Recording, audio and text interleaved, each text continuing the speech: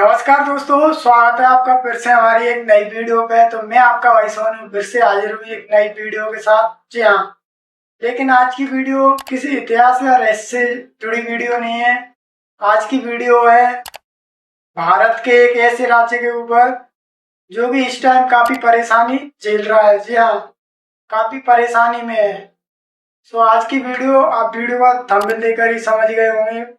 बाकी और मैं आपको बता दूं कि आज हम बात करने वाले हैं आसाम की।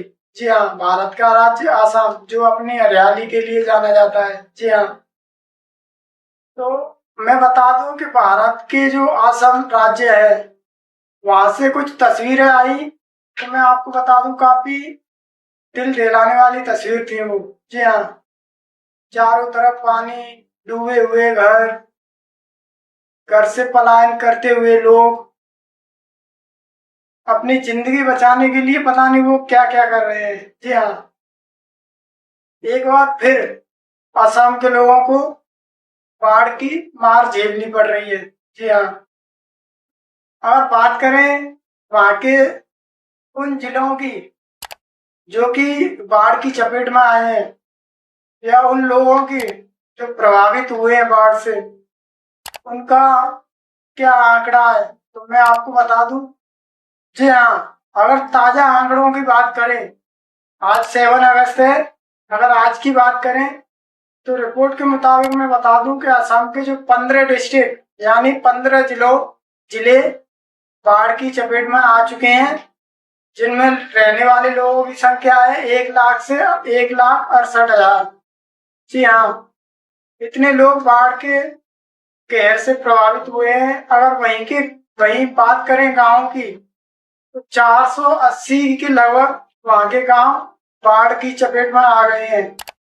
और इनसे होने वाले लोगों की मौत, बाढ़ से हुई लोगों की मौत की अगर बात करें तो कुछ दिनों पहले इसकी संख्या थी शायद 85, लेकिन अब इस टाइम उनकी संख्या बढ़कर हो गई है 97। जी हाँ, 97।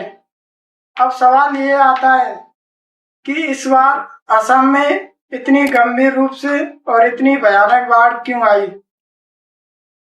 दूसरा इससे भी बड़ा सवाल ये है, क्या सरकार इस संकट से निपटने के लिए क्या करेगी जनता के लिए। आइए जानते हैं, इस वीडियो में बने रहना लास्ट तक। असम के कई हिस्सों में बाढ़ का पानी लोगों की जिंदगी को कुछ इस कदर प्रभावित कर रहा है कि मानो एक खिलौना हो उनकी जिंदगी। जी हाँ, घरों में, गांव के आसपास पानी जमा हो गया, सड़कों पे, रेल मार्गों पर पानी भरा हुआ है। जी हाँ, इसका असर लोगों की जिंदगी पर ही नहीं और भी कई जगहों पर देखने को मिला है। वहाँ की जो सड़कें हैं, खेती है, उनको भी आपको अगर वहाँ के जो नज़ारे देखेंगे इस टाइम के, तो आपका भी मन एक दफे को कांप उठेगा। जी हाँ, और आपको बता दूं जो असम के कुछ जगहों के नाम जहाँ पर अब भी चिंता का विषय बन चुका है, तो वो जगह कौन कौन सी हैं। एक कोलघाट, एक शिवसागर, एक जोराहट। इन इलाकों में बाढ़ की स्थिति इतनी भयानक है कि ये एक चिंता का विषय बन चुकी है। जी हाँ, वहाँ की जितनी भी नदियां हैं सभी खतरे के निशान से ऊपर बह रही हैं इस वक्त। हालांकि कुछ जगहों पर कम हुआ है पानी, लेकिन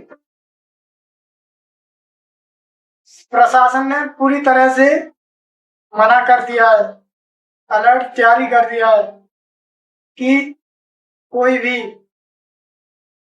यहाँ पर रुकेगा नहीं। अपने अपने घरों से पलायन करते हुए किसी सेफ और सुरक्षित जगह पर आप विश्राम करोगे। जी हाँ,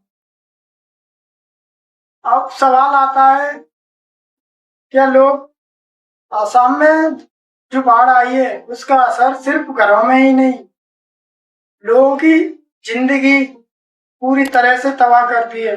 जी हाँ, वहाँ के जो किसान थे उनकी कैसी खेती फसल को नष्ट कर दिया, मजदूरों का काम बंद कर दिया, बच्चों की पढ़ाई रोक दी गई। लोगों को अपना घर छोड़कर दूसरे शहरों में जाना पड़ रहा है। इस कदर वहाँ के हालात खराब हो गए हैं इस वक्त। जी हाँ, अब बात करते हैं वहाँ के मुख्यमंत्री हेमंत विश्वा शर्मा ने क्या कहा है। वहाँ के जो हालात देखे हैं, उनका दौरा किया है, उसके बाद उन्होंने क्या बयान दिया है वो मैं आपको बता दूं इस वीडियो में कि हेमंत विश्वा शर्मा ने 22 जुलाई को वहाँ के जो जिले थे जिन्होंने बाढ़ आई है उनका दौरा किया, तो उन्होंने एक बयान दिया कि जो लोग बाढ़ से प्रभावित हुए हैं उनको कोई भी अगर जो मतलब घर से छोड़कर किसी दूसरे शहर में पलायन कर रहे हैं तो उनको कोई सेफ जगह दी जाएगी रहने के लिए, उनके खाने पीने का पूरा इंतजाम किया जाएगा और अगर हालात सुधरते हैं तो उनके जो घर टूटे हैं बाढ़ की वजह से, जो भी उनका नुकसान हुआ है उनका पूरा भरपाया, यानी उनको पूरा जो उनका घर टूटा है तो घर बनवा के दिया जाएगा या और भी कुछ ऐसे सहायता की जाएगी जिससे लोगों पे ज्यादा कोई परेशानी ना आए।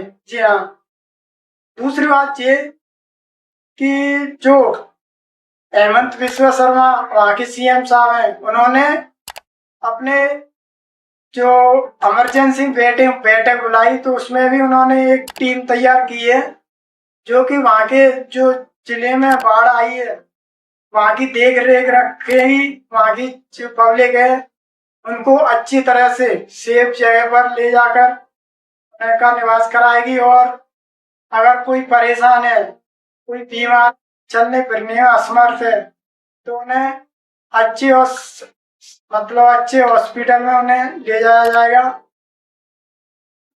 और बात करूं अगर हम केंद्र सरकार की बात करें तो वो भी मैं आपको बता दूं कि जो मोदी जी हैं उन्होंने केंद्र सरकार से जो बात की हुई वो क्या कहते हैं इस मामले। तो दोस्तों, असम के जो स्थिति देखकर केंद्र सरकार ने भी काफी दुख जताया इन हालातों को देख के। और हेमंत विश्वा शर्मा ने क्या कहा है इस मामले में बता दूं आपको। एक रिपोर्ट के मुताबिक पता चला है कि उन्होंने बताया कि 25 जुलाई को शाम को भारत के जो प्रधानमंत्री हैं मोदी जी, उनसे उनकी फोन पर बात हुई तो उन्होंने वहां की स्थिति और नुकसान के बारे में उनको बताया। तो प्रधानमंत्री ने कहा है कि वहां के लोगों का जितना भी नुकसान हुआ है उसको वो पुनः निर्माण करके देंगे। जी हाँ, उनके जो घर मकान टूटे हुए हैं और उनको एक अच्छी और सेफ जगह पर उनका निवास करवाया जाएगा इस वक्त, क्योंकि वहाँ के हालात काफी ज्यादा खराब हैं। और वहीं दूसरी ओर केंद्रीय मंत्री जेपी नड्डा ने भी ये आश्वासन दिया है वहाँ के लोगों को, क्योंकि उन्होंने भी दौरा किया था तो उन्होंने भी लोगों से जानकारी ली और वहाँ के हालात देखे तो उन्होंने भी ये आश्वासन दिलाया है कि उन्हें किसी न किसी हर तरह की सहायता देने के लिए पूरा आश्वासन दिया है। जी हाँ, अब बात करते हैं कई लोगों ने मदद भी की है वहाँ के लोगों की, तो वो मदद किस किस प्रकार हुई है वो भी मैं आप इस वीडियो में बता। जी हाँ, अगर मदद की बात करें तो वहाँ के जो लोग हैं असम के, उनके लिए मदद के लिए भी कई लोग सामने आए हैं। जी हाँ, जो वेदांत समूह के चीफ थे उन्होंने एक रिपोर्ट के मुताबिक हमें पता चला है कि 7 करोड़ रुपए दिए हैं उन पीड़ित परिवारों के लिए पुनर्वास के लिए, जिससे वो दोबारा से घर बना सकें और उसमें रह सकें। जी हाँ, इसके ऊपर वहाँ के जो मुख्यमंत्री थे हेमंत विश्वा शर्मा, उन्होंने भी आभार प्रकट किया उनके लिए। जी हाँ, और भी कई सारे सेलिब्रिटी और कई सारे फिल्म इंडस्ट्री के हीरो और कई सारे जो बिजनेसमैन हैं उन्होंने भी अपना हाथ आगे किया है और वहाँ के जो पीड़ित परिवार हैं किसी ना किसी तरह से किसी ना किसी प्रकार की मदद कर ही रहे हैं। जी हाँ, अब सवाल ये है कि पैसों से, सामग्री से लोगों की भूख या उनके पेट की आग बुझाई जा सकती है, लेकिन सवाल यही फिर से आ गया, क्या बाढ़ खत्म नहीं हो सकती? क्या कोई ऐसे समाधान नहीं बना जा सकते जिससे कि बाढ़ आई ही ना? जी हाँ, जानते हैं, इस वीडियो में बने रहना। अब सवाल ये भी आता है कि हर साल बाढ़ क्यों आती है असम में? वो भी मैं बता दूं कि वहां की जो नदी है ब्रह्मपुत्र नदी, उसकी सहायक नदियां हैं। इस टाइम भारी बारिश की वजह से जो मानसूनी दर है वो काफी बढ़ जाती है, जिसकी वजह से जो नदियां हैं वो बांध लेती हैं और पानी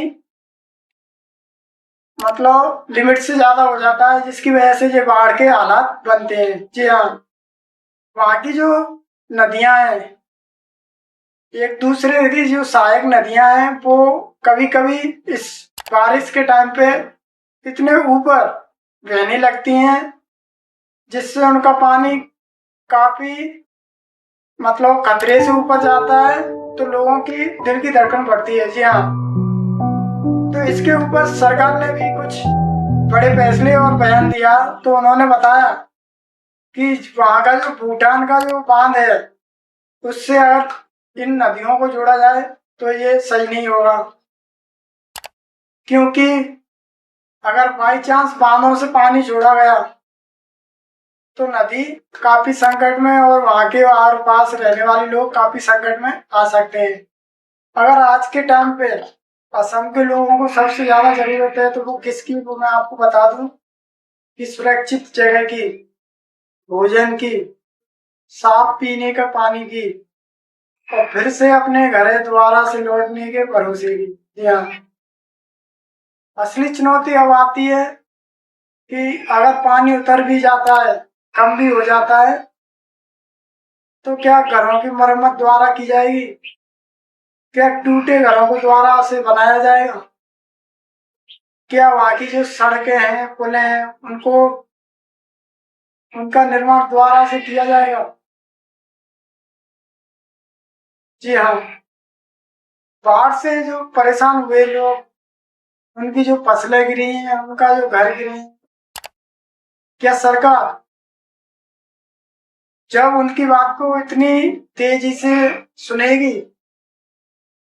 क्योंकि अभी तो उन्होंने ऐसे लंबे लंबे ऊंचे ऊंचे वायदे कर दिए, लेकिन ये खत्म होने के बाद जनता की आवाज सुनेगी सरकार?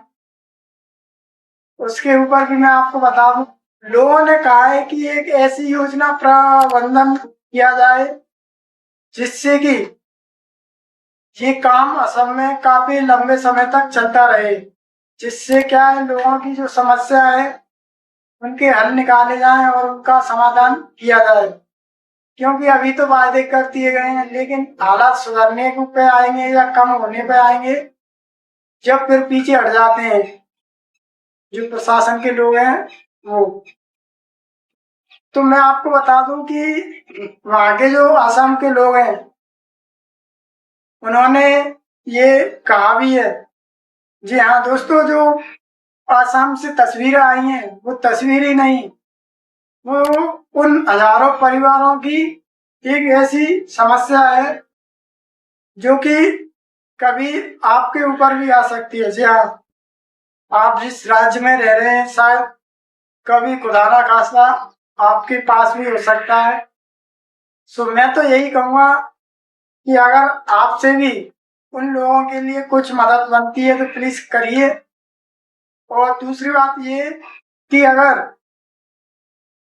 आप इस वीडियो को, उनकी आवाज को दूर दूर तक पहुंचाना चाहते हैं तो इस वीडियो को इतनी जोर से शेयर करो जिससे कि हर लोग उनके बारे में जान पाए, उस घटना, उस मतलब समस्या से जो जूझ रहे हैं लोग बाढ़ से, वो हर लोगों तक उनकी आवाज जाए जिससे उनको मदद का कोई एक सहारा मिले।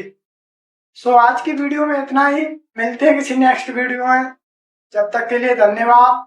और वीडियो अच्छी लगी हो तो प्लीज वीडियो